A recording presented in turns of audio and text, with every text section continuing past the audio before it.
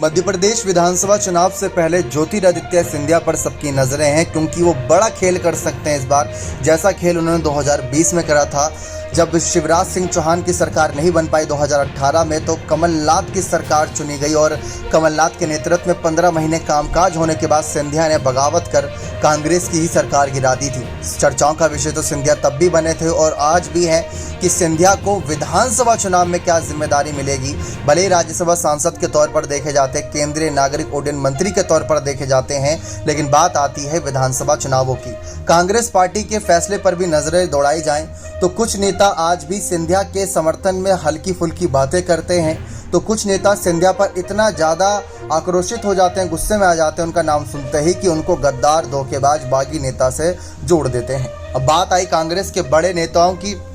तो राहुल गांधी ने भी साफ कह दिया था कि उन नेताओं पर अब भरोसा नहीं किया जा सकता जो पहले हमारा साथ छोड़ चुके हैं, कल को वापस भी आते हैं, तो ऐसे बिके हुए नेताओं पर भरोसा नहीं किया जा सकता। यानी राहुल ने उन सभी को बिका हुआ नेता बता दिया। प्रियंका गांधी आई तो प्रियंका गांधी ने अपने 30 मिनट के भाषण के लिए कहा कि चाहूँ तो 10 मिनट पीएम मोदी की तरह हवाबाजी करके बयानबाजी कर सकती हूँ। सिंधिया पर आरोप लगा सकती हूँ कि सिंधिया ने कांग्रेस की सरकार क्यों गिराई, क्या चाहते थे वो, किस वजह से उनकी विचारधारा अचानक से बदल गई। तो प्रियंका गांधी भी सिंधिया पर मेहरबान हो गई, लेकिन उनका और कांग्रेस का जो असल मुद्दा है, वो मुद्दा किसी एक को टारगेट करना नहीं है, बल्कि उनका मुद्दा है जो समाज में मुद्दे हैं असल में उनको उठाना। जैसे मणिपुर की घटना हो गई, महिला सुरक्षा की बात कर लें, विद्यार्थियों के परीक्षाओं की बात कर ले, जो पेपर लीक मामले देखने को मिलते हैं, तो उन मुद्दों को कांग्रेस ज़्यादा गौर से उठा रही है, सिवाय सिंधिया या किसी और की बयानबाजी को ध्यान में रखकर। लेकिन कुछ लोगों ने इसको इस बात से जोड़ा कि प्रियंका गांधी ने सिंधिया पर इस वजह से बयान नहीं दिया, पहले अच्छी खासी दोस्ती यारी थी, भाई बहन का रिश्ता इनके बीच देखा जाता था, इसी वजह से आज ये एक दूसरे पर मेहरबान है। क्योंकि सिंधिया ने भी साफ कहा था कि ग्वालियर, चंबल, संभल में जो आना चाहता है उनका स्वागत है, लेकिन इस बात का ध्यान रखें कि जनता उन्हें एक भी वोट नहीं देगी, क्योंकि उन्होंने ना काम किया था और ना ही जनता उनका काम देखना चाहती है। बीजेपी ने इतना अच्छा काम कर दिया है,